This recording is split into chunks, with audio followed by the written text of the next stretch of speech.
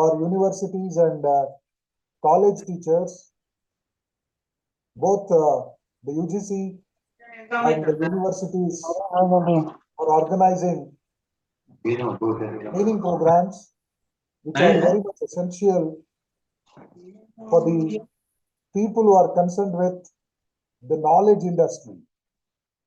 Unlike the other activities in the world, the profession that I and you have chosen is a tough and a challenging field because knowledge is the most dynamic thing and it will never remain static at any point of time. As such, whatever we know as the latest at this moment may become outdated tomorrow. I will be sharing my thoughts on the topic given to me based on my understanding and my ability to interpret. If there is any missing link, take the liberty to question me by raising your hand or put the questions in the question box, or otherwise take the liberty to stop me at any point of time. Let it not go as a monologue. Let us make it a dialogue because that should be the ultimate objective of education. The topic given to me is about holistic and multidisciplinary education. It's not a new thing. We have been talking about holistic education, multidisciplinary education since the time immemorial. Even from the days of Nalanda and Taxila universities, and even in our the time of Puranas and all, we used to say education means 64 different types of skills and the knowledge, things like that. That itself is an indication that education was never monolithic. It is always in the form of universal knowledge and things like that. But since the announcement of the new national educational policy on 29th July 2020 by the Union government, many concepts in the higher education in particular and education in toto got redefined. This redefinition for the consumption of people who are into education either as the students or the teachers.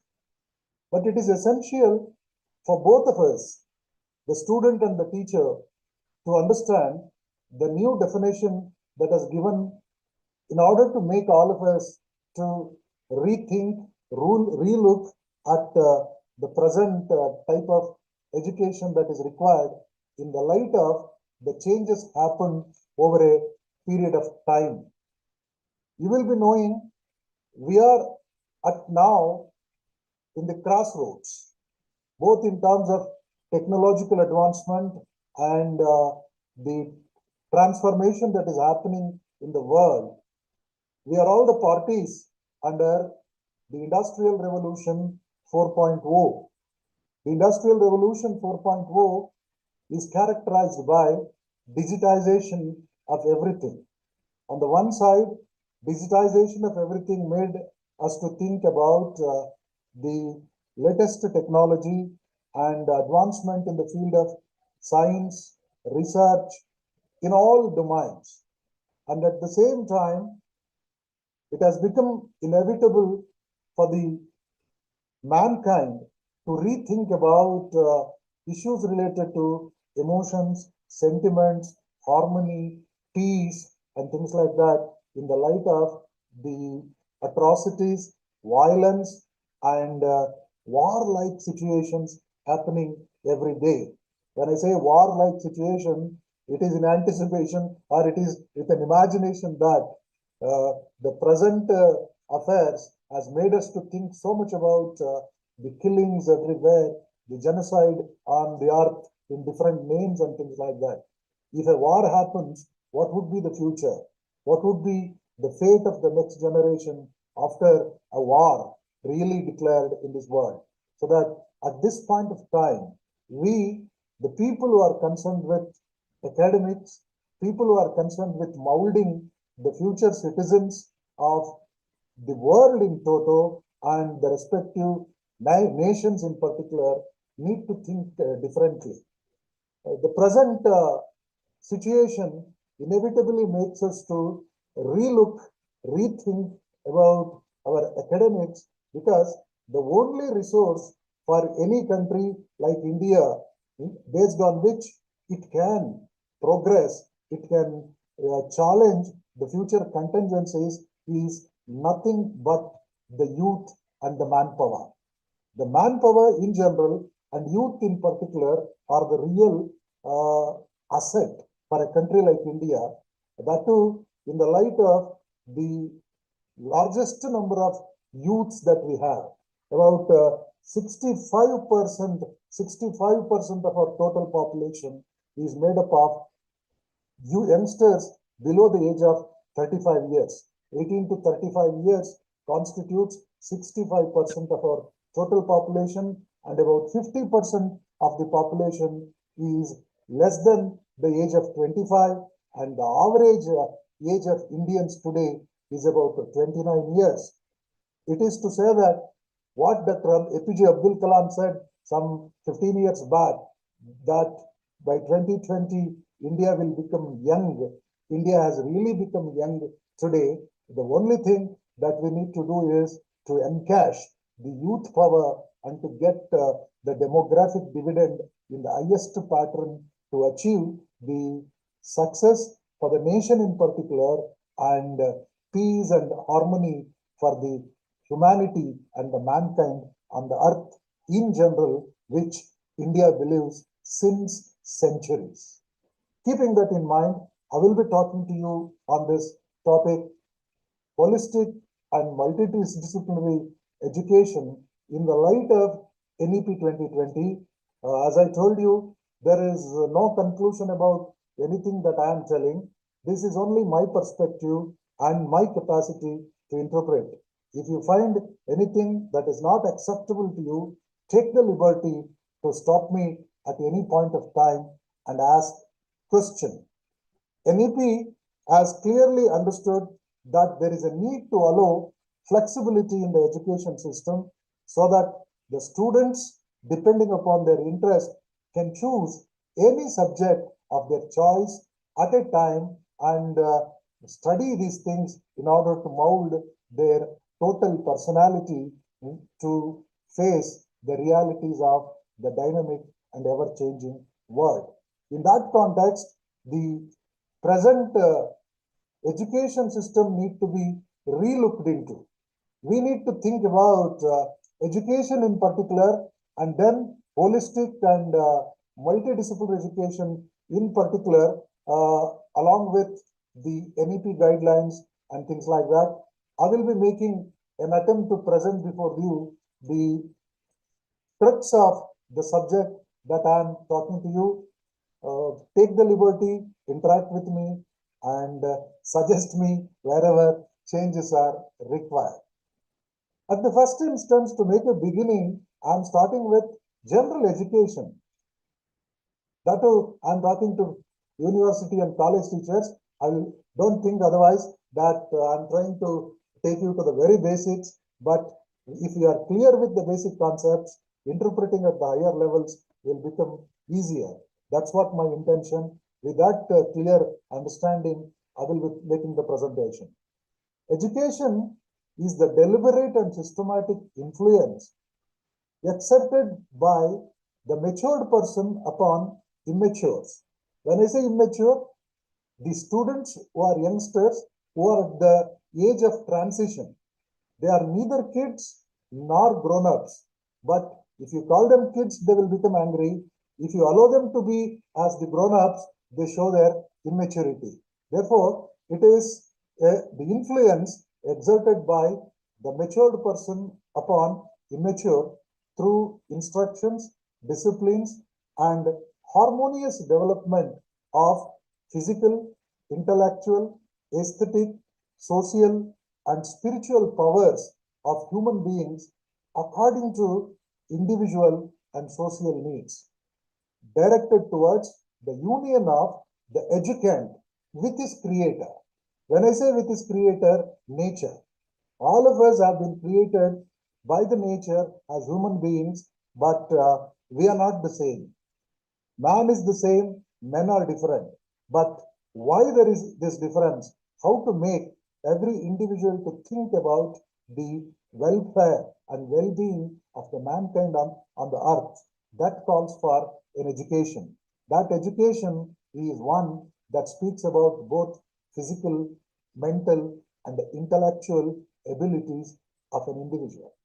You will be knowing Mahatma Gandhi made a very simple observation about the objectives and the need for education.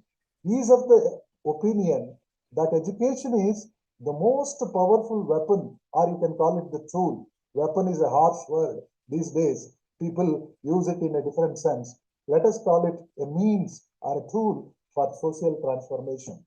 Education is the most powerful tool for social transformation. And this can be achieved by the all-round development and drawing out the best in the child's mind and body and spirit. It is to bring out the best in the minds of the students. When I say child, not necessarily at the school level. It can be at the university. Unless the teachers develop an attitude of parenthood towards the students, we will not take so much of care. Because remember, even today, the most beloved teachers for any student are in the schools only. Because the school teachers are the ones who really love their students so much. That is the reason the moment you hear the word teacher, you think of a school. But we need to inculcate, we need to develop such an attitude towards the students to whom we are talking to. Basically, they are the designated students. All students are children like because they have accepted that designation. We must look at them with concern, caring, and love.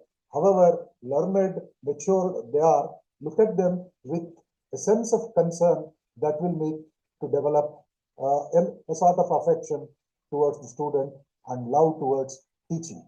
Followed by this, to make you remember about certain things about education, it is Swami Vivekananda who said, knowledge is power. And he believed that with the help of knowledge, anything can be sorted out under the sun. Education is the most powerful weapon. Education is the manifestation of perfection already exists in the man. Every one of us are blessed with certain amount of intelligence, abilities, capabilities. As teachers, our job is to create for an ambience, create an opportunity for that to be demonstrated, manifested. The end and the aim of all education is man-making and character-making. The ultimate objective of education. I'm sure among the audience, there are teachers from different disciplines. There could be teachers from arts, science, commerce, management, education, law, etc. But why education ultimately? Ultimately, education is to make the right type of man and responsible citizens for the nation. Therefore, it can be viewed as man-making and character-making process. Education which does not help common mass of people to equip themselves for the struggle for life, which does not bring out strength of character, a spirit of philanthropy, and the courage of a lion, is it worth of the name? This is what Swami Vivekananda asked. The ultimate objective of education is to strengthen the powers of the individuals. It is to prepare them to face the struggle of life. Life is full of struggles, and these struggles cannot be fought with any one type of knowledge or one type of weapon. Sometimes you need to be emotional, sometimes you need to be tactical, sometimes you need to be courageous, Sometimes you need to be mum, sometimes you need to be reactive, responsive, things like that. Problems of life cannot be solved with any single weapon. Therefore, education is to make people to learn how to face the realities of life. It should include character building, philanthropic thinking, courage of a lion, and things like that. This is what Swami Vivekananda has said. Just to clarify myself, I have a question for you. Am I reaching? Can you follow me? Any one of you can unmute and answer my question. Can you follow Yes, sir. me? Yes, sir. Yes, sir. Yes, sir. Yes, please. Cannot follow at any point of time, let me know that. I have some more thing to say about the importance of education in general and multidisciplinary education in particular. The moment you say multidisciplinary and holistic education, the ultimate example that anybody can quote in the world and Indian context. When I said world and Indian context, Dr. B.R. Ambedkar of India is recognized as the symbol of knowledge by the UNO because he is the person who has obtained degrees from multidisciplinary, multilinguistic programs. About 34 degrees with 65 different subjects is not an ordinary thing. That too of the day when he was on this earth. During that time of difficulties, he is the person who gave most prominent role for education in his life, and hence the UNO has declared his birthday as the International Knowledge Day. And he has said once, no plan for the future development of the country can be deemed to be complete which does not provide for the technical and scientific training. This is the age of machine, and it is only those countries in which technical and scientific training has risen to the highest pitch that will survive in the struggle that will commence when the war is over for maintaining decent standards of living for their people. Just look at this.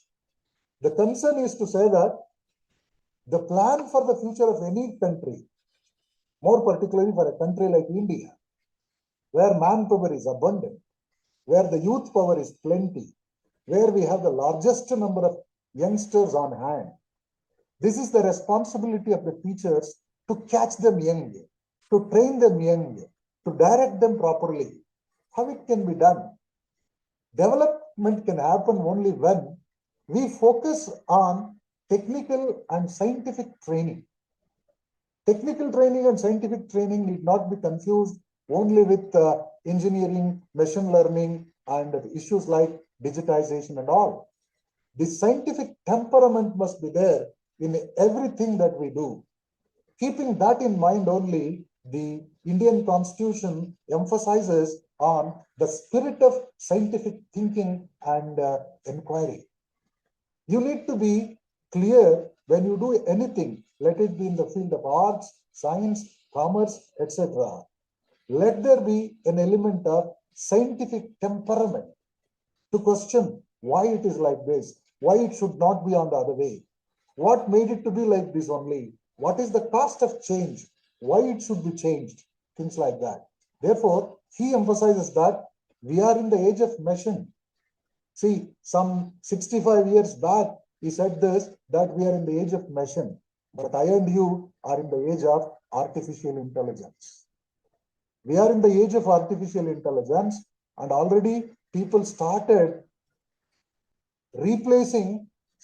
thinking about replacing teaching by artificial intelligence.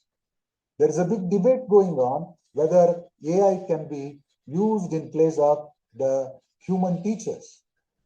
We being teachers confidently say that no machine can replace it, no software can replace it.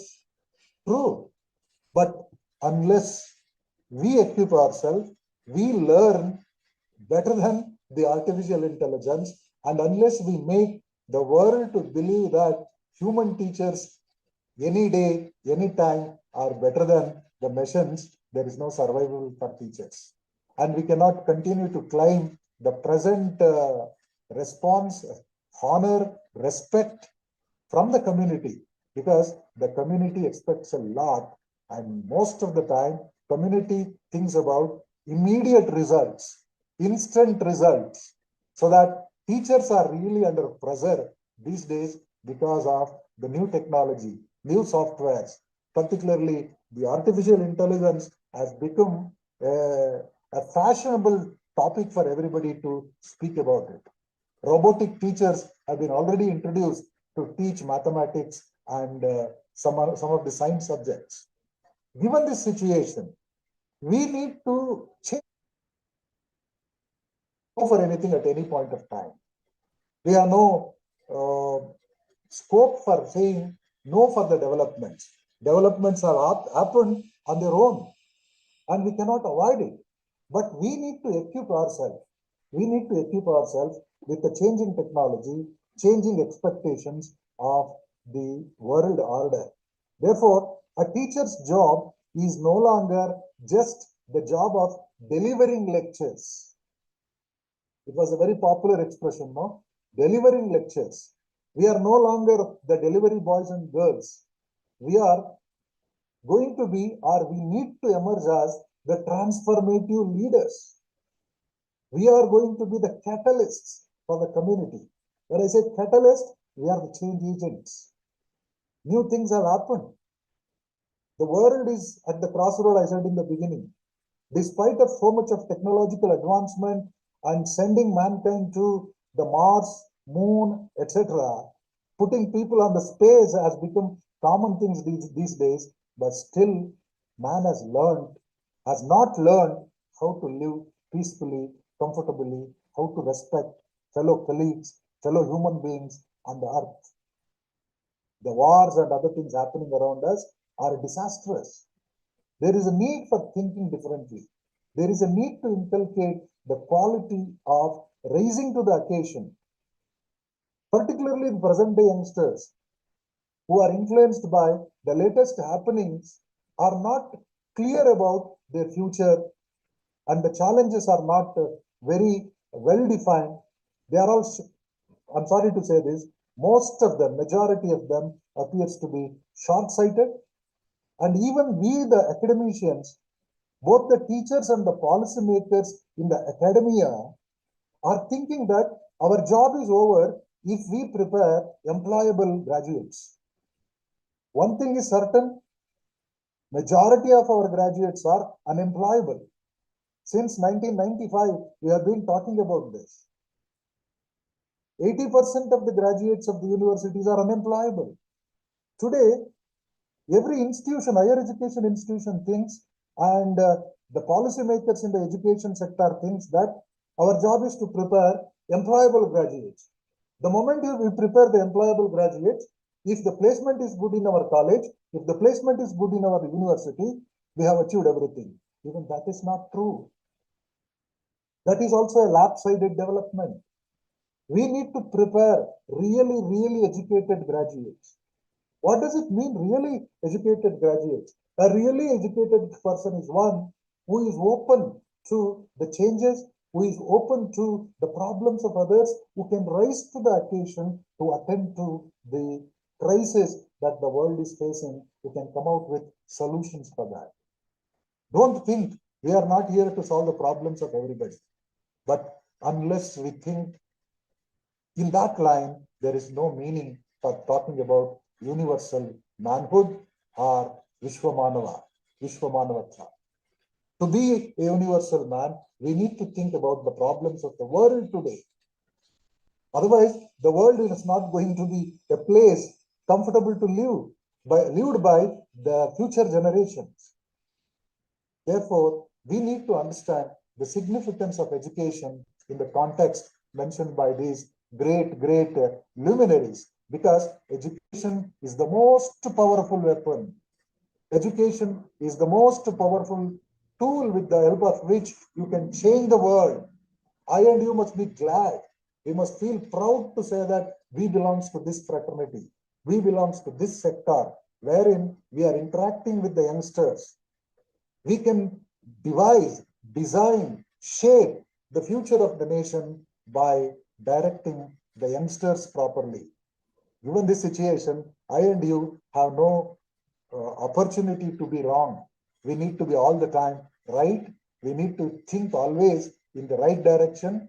We cannot afford to commit mistakes at all because we are teachers and the society expects a lot from the teachers. And anybody can go wrong, not the teachers. If the teachers go wrong, generations will be spoiled. Though there are apprehensions, acceptance and rejections about the government policies and guidelines, the ultimate objective of education is to prepare responsible citizens, citizens who can think like the universal man, who can care for the comfort living of other generations. That is the meaning of sustainable development. We are talking about this new education policy and all in the light of the sustainable development goals set by the UNO. The fourth goal out of the 17 goals speaks about education. Education, particularly the higher education institutions, need to think about these sustainable development goals of the UNO whenever we speak about designing a course, introducing a subject, or starting a college or a university to teach. Ultimately, through the knowledge and education, we can transform the world. Eradication of poverty, hunger, unemployment, ill health, and all sorts of inequalities can be made, eradicated through education only when it is properly used. So that in that direction, multidisciplinary education, holistic education becomes very prominent. Further, I am to say that if I am boring, please react to me. Broadly concerned with building human character and capabilities that enables the realization of full potential of oneself and the civilization. Education is equal to character plus capabilities. We are talking more about capabilities only in terms of digital skills, soft skills, technical skills, etc. We have forgotten the character part of that. That could be the reason most of our present day youngsters are very strong in their technical skills, but when it comes to emotional skill, when it comes to social skill, when it comes to crisis management and conflict resolution, they become a failure. Therefore, there is a need to provide education in a different form. Education is to provide an induction into the balanced, inclusive, and comprehensive worldview that will serve a cause including but beyond personal self. Education is not to make a boy or a girl marketable product, saleable graduate. It is not to say that my students got job and so that my education is successful. No. We need to prepare them with a balanced mindset which can help them to rise to the occasion in their life, which can make them to be confident individuals. Let it be a mother, father, husband, a leader, an executive, a politician with a commitment for everybody. That can happen only when we think about their overall total development of the personality and not only expertise in one subject, 100% marks in one particular examination. These days, securing 100% is very common. We must appreciate our young generation of students who are always talking about 99%, 100%, things like that. And there are instances where students get frustrated if they get 98%. But earlier it was not the case. But just you compare the present day students with their parents, the type of confidence, the type of firefighting skill and attitude that the parents have cannot be found in the new generation students who are very spontaneous, who cannot sustain a blame who cannot tolerate a small humiliation, who cannot with discomforts. I'm not expecting to be everybody with the discomfort. Being comfortable is not is not a tough task. When everything is comfortable, anybody can survive. But we have not taught, we have not prepared our youngsters to handle discomforts. That is what the need of the hour. Therefore, effective individual development through education can happen only when a self-fulfilled individual with an inspired thinking and purposeful communication can prepare them to come out with talent that can put them on any work. Let it be a doctor, let it be an engineer, let it be a manager, a chartered accountant, a professor, or any profession for that matter. We need to have these three things in the graduates that we are preparing. That is the ultimate aim of education. I'm going to just tell you about the components of education. I'm repeating too much. If I'm boring, please take the liberty to raise your hand and tell me so that I will go further. As a teacher, all the time, we expect to look at the face and eye movements of audience. Here, there is no scope for me to see the face of many people. Most of you have unmuted your cameras. I cannot see any face. Unless you see the face and see the responses and reactions, you cannot be motivated to talk differently. Despite of that, I am looking for you to come out with any objections or any comments, criticism. Be free. Let it be free so that we can understand. I am thinking of telling you, education normally is concerned with the development of three most important elements in the individual. I'm going by Bloom's taxonomy. Bloom's taxonomy says the objective of education is to impart three most important things, that is knowledge, attitude, and skills. KAS or KSA, knowledge, attitude, and skill. We are all with knowledge industry, and knowledge explosion has happened. Today, knowledge is said to be at the fingertips. Many people have confused between knowledge and information. What is available on the websites, what is available on Google is not knowledge. It is just information. But most of our students, teachers, and the parents are also got confused with knowledge and information. Whatever is available on the net cannot be taken as education and knowledge source. It is just an information. So that proper knowledge has to be imparted by the teachers to the students. Therefore, in order to make education meaningful, we need to be versatile. But teaching is both a sensitive and timely task. It's a sensitive and emotional task. We need to sensitize ourselves. Why this training program on NEP? Why we need to undergo this training? First, we must realize, understand the purpose behind this. We need to prepare realities of life that can happen only when we are comfortable and we are clear as to what we are doing. If you know what you are doing, that makes your work perfect.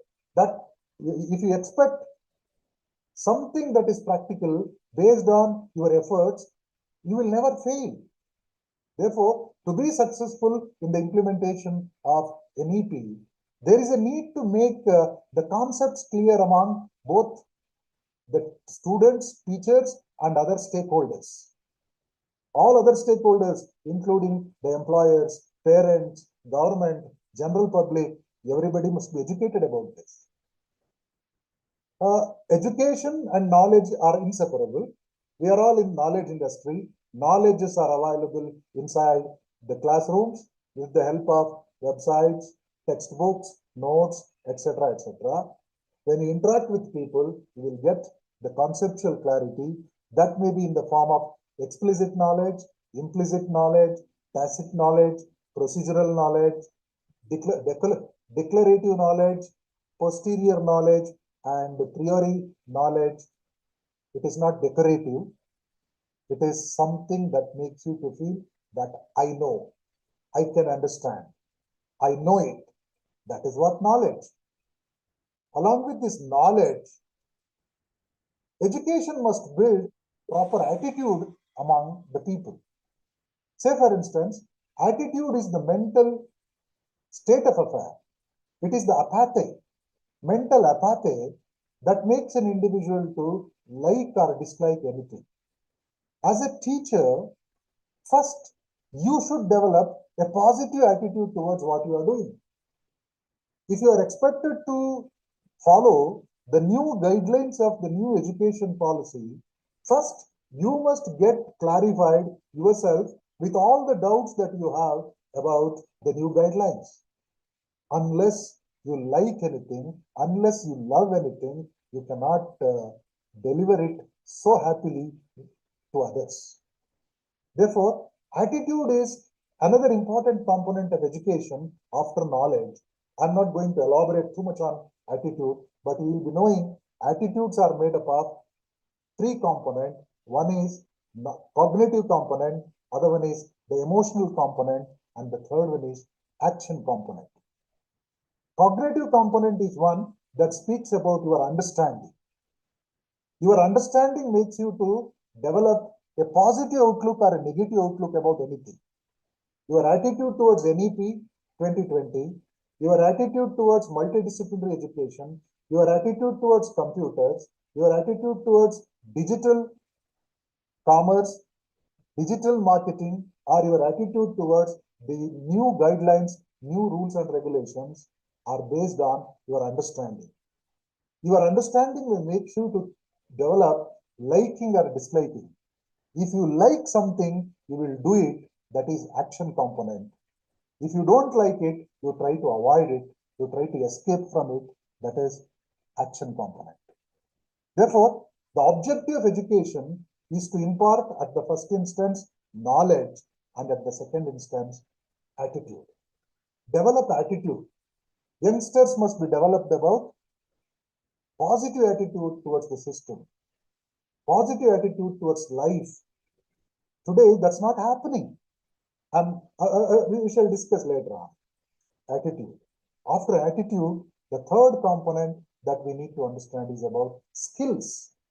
What are skills? These days, we are all talking about skill-based education. The government is also spending huge money on skill development. We talk too much about soft skills, hard skills, etc., etc. But every education system itself has skill as one of the inseparable component of the education. Education is for three things. I'm repeating. First one is knowledge, second one is attitude, and the third one is skill. Skill is the ability to use one's knowledge effectively and readily in execution or performance of anything. Skill includes dexterity. Dexterity means movement of the body. Motor skills, we call it. Coordination, especially in execution of learned physical tasks. When you have to do some physical task, you should use your hands, legs, body, eye movements, facial expressions. These are all part of dexterity. A learned power of doing something competently. A developed aptitude or ability. Language skills are also important skills. These are the most important thing that education should impart to the students. You call it by any name. Let it be under any policy. Old policy, new policy, or the modified policy, anything. Education should ultimately result in the delivery of these three things: knowledge, attitude, and the skill. It is the ability effectively and readily to do something It is the dexterity to execute the learned physical task. It is a learned power to do something effectively. It is the ability to carry out a task with predetermined results within a given time and energy. It is the capacity to do something. I have elaborated a little more on skill because these days everybody speaks about skill sets, skill, etc., etc. We are all preparing graduates, whether we like it or not, in the different fields of science, arts, commerce, law, any other discipline. We are preparing graduates. The new education policy came out with a concept like graduate attributes. Graduate of a particular discipline, let it be a commerce graduate, management graduate, arts or science graduate. Comments, please. Excuse me. Any comments? I could hear some voice. If there is any complaints or comments, take the liberty to correct. Otherwise, I'm talking about graduation attributes, graduate attributes. Sorry. When you prepare a graduate, he should deserve it to be called as a graduate. What do we expect from a graduate?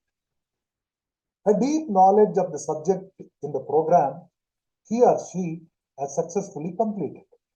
A science graduate, an arts graduate, a commerce graduate, an education or law graduate, must have deep knowledge of the subject related to that area. The capacity to and the lifelong learning in that field. Capacity to self-reflecting. The moment you talk to that person, you must feel that he is an expert in that field. He is a graduate in that field. He belongs to that domain of knowledge. And there must be lifelong learning interest in the subject that he has studied. There must be transferable skills suitable for employment. See, our ultimate objective is not to get employment for our graduates, but there must be scope. What they have learned inside the class must be transferable to make a job, to make a task, to earn the bread and butter. That's the reason people say, what you have learned is not supporting you to earn your bread, it is meaningless. Therefore, the skills that you have learned, the knowledge that you have gained must be suitable for employment. The capacity to take up social and civic responsibilities relating to the environment and society. Every graduate must be in a position to think of the social and civic responsibilities, the environmental concern. You cannot say that I am an arts graduate, why should I worry about environment protection? And you must not think I am a science graduate, why should I think about human rights? I am a commerce graduate, why should I think about social responsibility, welfare of employees? You need to think about the society at large as a graduate. A deep understanding and respect for diversity, pluralistic society, and other cultures. This is the need of the hour. We need to prepare graduates who respect diversity. That too in a country like ours, where there are people who speak about more than 2,000 languages, practice more than 1.5 dozen religion, belongs to thousands of castes. Unless we develop a sense of belongingness, respect for diversity, respect for pluralistic society, there is no meaning for education. There is no meaning for calling him a graduate or a postgraduate. I think I am reaching you. If I am not, you can raise questions. Adherence to the highest standards of ethical behavior. A graduate is expected to adhere himself to the highest standards of ethical behavior. Needless to say, what is ethical behavior? Ethics is something that speaks about right and wrong, good and bad. What is good to you need not be good to everybody. But we must go by the social ethical standards. We must respect the views of others around us. We must not be selfish, self-centric. That is what the objective of education, and that should be the attributes of a real graduate. Followed by this, just to make the class little interactive, if I ask you a question, don't think I'm breaking the monotony. Don't think I'm trying to test your interest and intelligence. It is to break the monotony. If I ask a question to describe your students, present day students you are teaching, in one or two sentences, how do you describe? Describe your students as you understand. You can unmute. Anybody who would like to talk can unmute and answer the question. If you are asked to describe your present day students in one or two sentences, what is your description of your own students? Excuse me, am I audible? Are you with me? Good afternoon, sir. Please. Yeah, I am Dr. Geeta, sir, working as associate professor in SRM University. So the students are highly more of digital based, more of attracted towards the media. So in the class also, if you are going to take class for more than 20 minutes at a stretch, they are not ready to listen. So so we need to equip ourselves. We need to travel along with them, tell our life own experiences, and then come back to the class. So it's very difficult, it's very challenging actually to handle the current day students and to keep them to focus towards us for the whole 1 hour, sir. Excellent. I appreciate Dr. Geeta. Thank you, sir. Any other reactions? Any other reaction? If you are asked to describe your students in one or two sentences, what is your understanding? Because you should know your audience, to whom you are talking to. I'm very clear. I'm talking to a group of learned professors.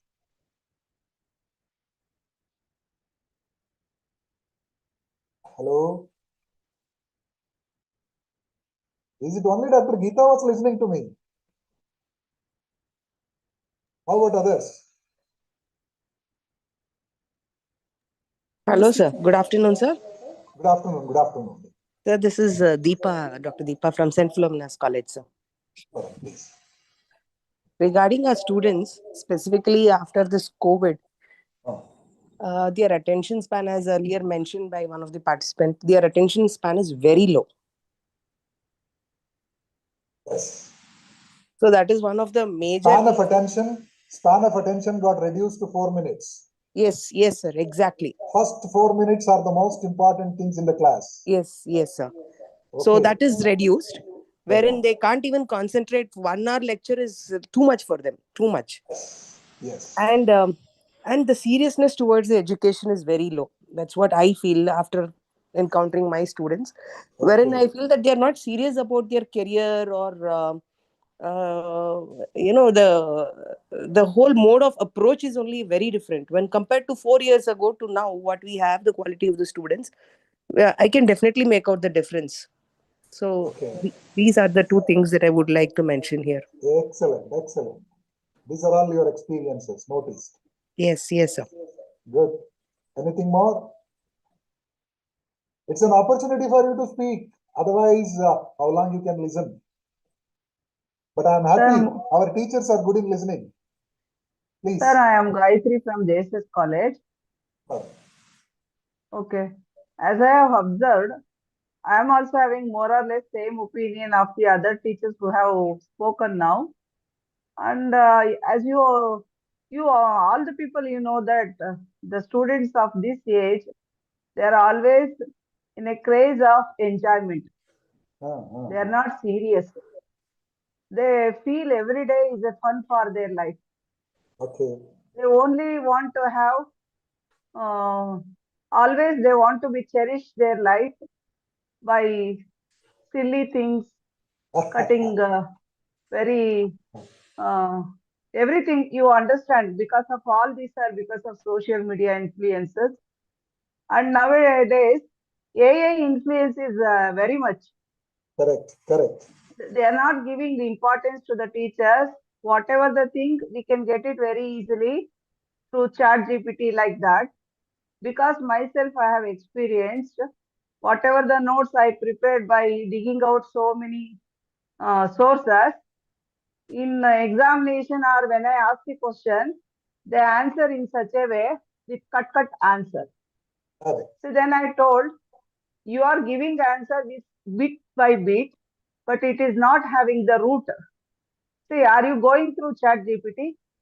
Then they confess that they are depending upon chat GPT. Yes, See, yes. so that is the attitude. They don't want any teachers. They feel that any notes we can get it from the online source. Correct. So that therefore nowadays teaching the students is also a big war for us. Correct, correct. I appreciate all this because the objective of NEP 2020 is also to think about learner-centric pedagogy, learner-centric teaching. Unless we know the learners, unless we know our students, you cannot devise the teaching methodology. You cannot come out with proper teaching approach. As you rightly said, the artificial intelligence and ChatGPT, these are all the things which we cannot avoid. But how to be with them, that is the challenge for us. How to make Sir, our we students to have be with been, them. sir, being a science student, science teacher, we have been involving the students in so many student-centric activities also, Okay, okay, especially in the practical classes. okay. I used to put so much of energy to involve themselves in all those activities. In spite of that, I have been finding the number is very less in the participation.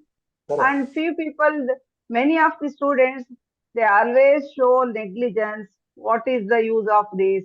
I can go through the examination. That is the attitude. Correct. See, Because anyhow, I make them very forcibly to involve.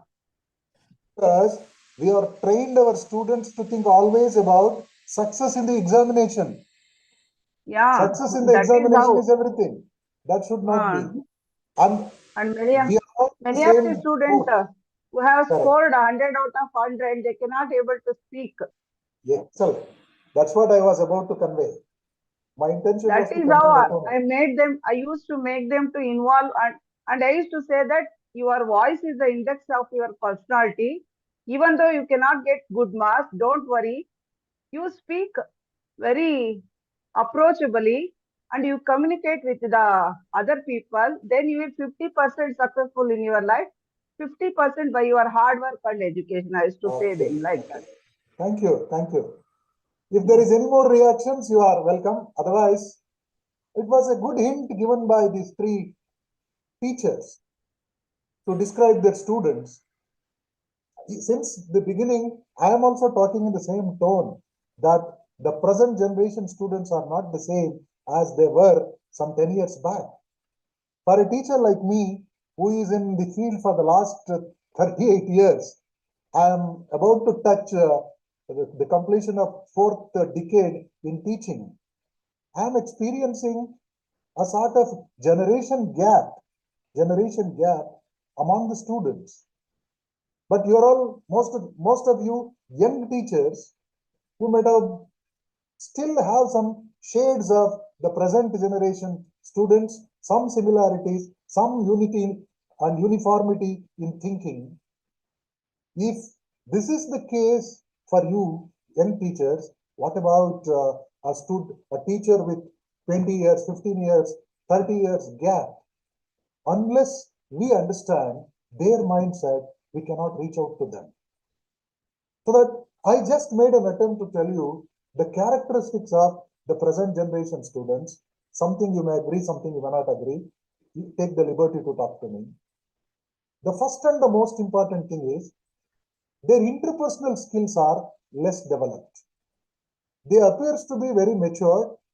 No, not at all. There is an apprehension to call them as the matured graduation students. Still, they are childish. They cannot understand what to respect, how to speak, how to communicate. But their computer skills are relatively strong when compared to the earlier generation students. Their digital skills, instead of calling computer skills, I can say their digital skills are relatively better.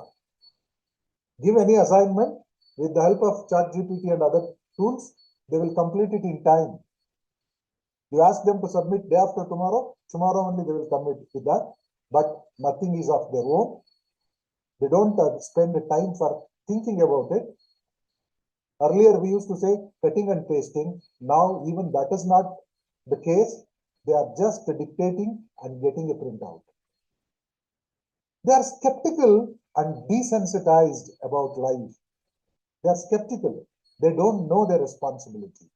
I'm not going to call them irresponsible, but the number of students with maturity to rise to the occasion, to understand their roles in the society, in the family, in the community is not clear, because they are all pampered. They are all pampered. They have not undergone the difficulties their parents and grandparents have gone. That's the reason I said we have not taught our youngsters to live with discomfort, because everything is available comfortably. When there is too much of comfort, people will not learn to manage the crisis, risk, etc. They do multitasking, enjoy multiple stimulus at a time. While listening to the lecture, they play with their mobile. In a classroom, you might have noticed, if a person is sitting very quiet and calm, but by putting both the hands on his thighs, it's an indication he is using his mobile phone. Or he may be thinking somewhere else. Physically, they may be present, but mentally they are not. As somebody said, the span of attention got reduced. The span of attention today is about 4 minutes. If they are interested in the first 4 minutes, they will listen to the lecture for a few more minutes. Otherwise, in the 5th minute, they will switch off their mind. They don't listen thereafter. It is only hearing. There is a difference between hearing, listening, and active listening. Inside the classrooms, active listening is not at all happening because many of them are mentally engaged outside. I'm not blaming the mass, but this is the majority case. They feel comfortable in challenging others. They don't know about their own worth, but very comfortable in challenging others. What do you know? What you can do? Because they are self-centered. They think they have everything. They think they know everything. And as a result, challenging others is not at all something that is significant, something that is to be done after considerations. They challenge anybody and everybody, because criticism is something that anybody can do, being nothing, knowing nothing, and doing nothing. That is the state of affairs. And their expectations are very high. Very easily they jump into judgment. Somebody is good, somebody is bad, somebody is useless. They don't know their own worth, but make judgments about others and negotiate everything. They don't accept anything. They are very comfortable in negotiating everything. This is the order of the present day situation. Why it is happening?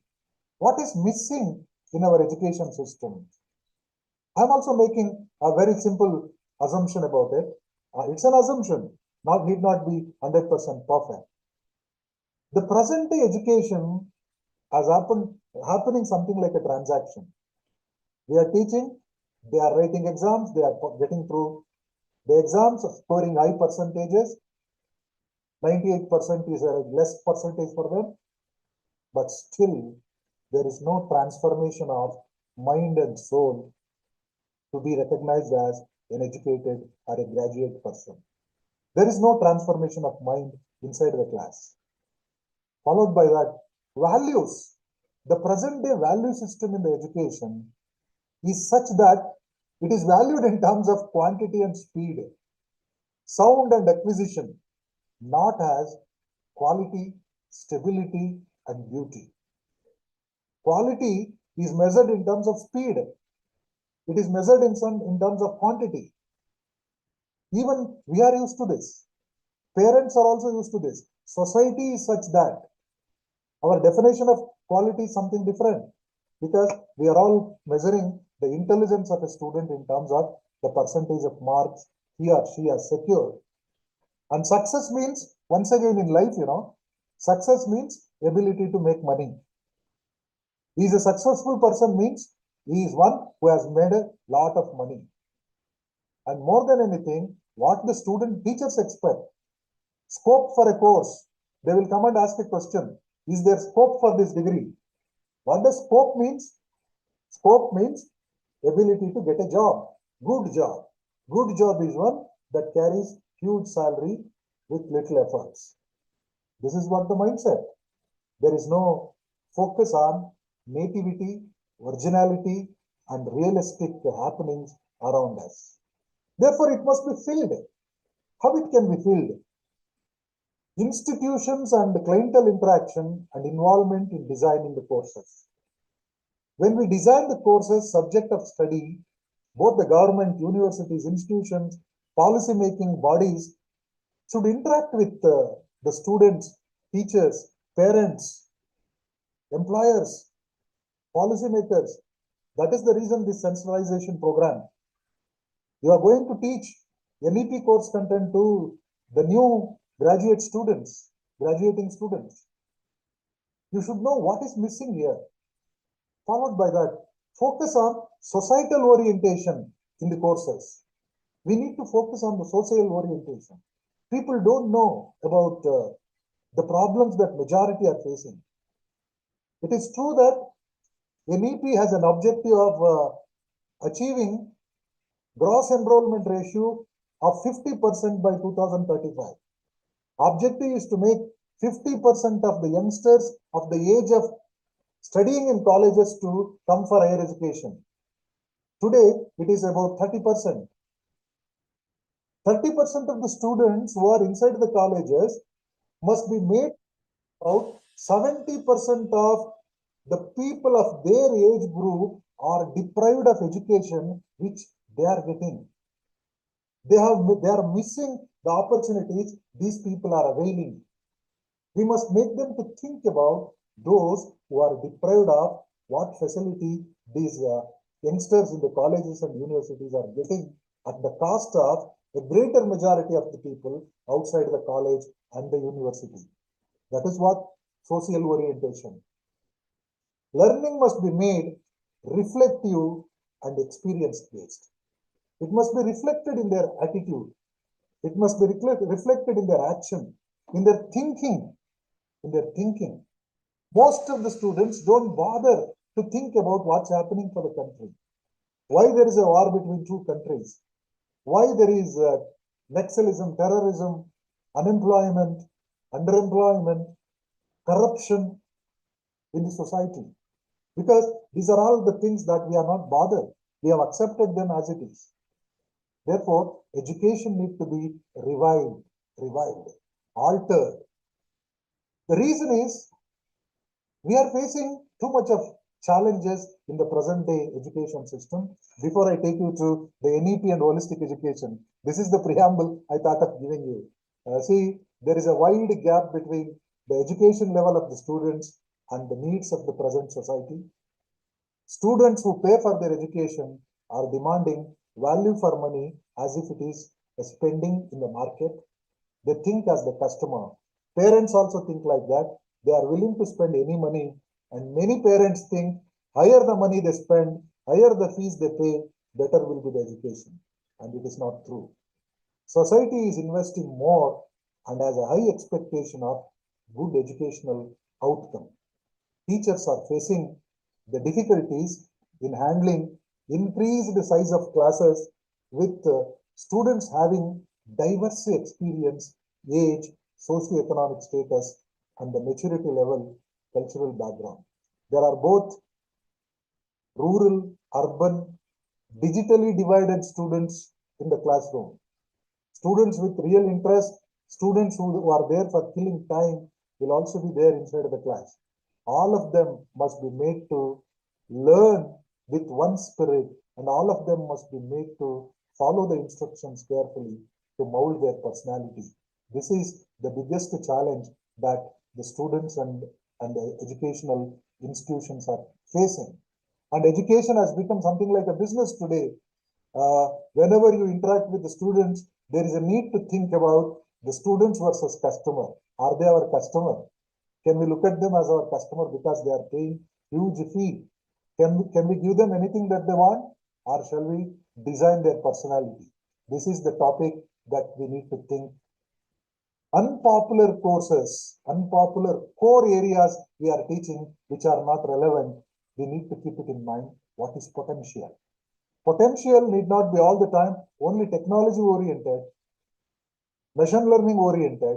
Along with this machine learning, we need to teach our students humanity, humanism, civility, respect for others, kindness, harmony, peace. These are all the potential. What is the core and what is the potential that we need to think? Sustained need versus short-term requirements. Short-term requirement may be to get a job, but a job is not everything.